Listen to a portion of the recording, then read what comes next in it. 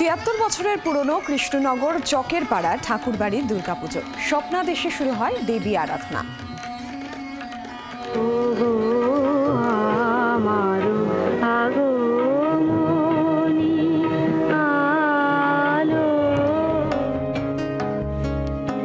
কৃষ্ণনগরের চকের পাড়ার বিধুবাবু লেনে ঠাকুরবাড়ি শতাব্দী প্রাচীন দুর্গোৎসব। চলতি বছরে ৭৩ বছরে পদার্পণ এই পুজোর। দেবীর স্বপ্নাদেশেই পুজোর সূত্রপাত ঠাকুরবাড়িতে। এই পুজোর সবচেয়ে বড় আকর্ষণ হল দেবীর প্রতিমা।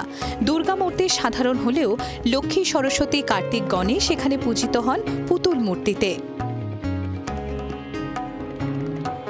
স্বপ্ন দেখেছিল যে আমি তোর বাড়িতে আসছি, তুই আমায় পুজো কর।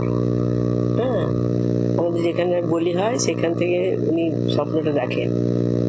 এবার ওনাকেও স্বপ্ন দিয়েছিল যে মূর্তি, হ্যাঁ, দেবী মূর্তি হবে, আর দুদিকে লক্ষ্মী, সরস্বতী পুতুল মূর্তি হবে, কার্তিক, গণেশ হবে। সময়ের সাথে বাড়ির দেয়ালে ভাঙন ধরলেও পরিবারের বর্তমান প্রজন্মের হাত ধরে পুজোয় ভাটা পড়েনি আজও। নদিয়া থেকে অনুপ কুমার দাসের রিপোর্ট, জি24 ঘন্টা। বাংলার আওয়াজ, বাঙালির আবেগ, জি24 ঘন্টা।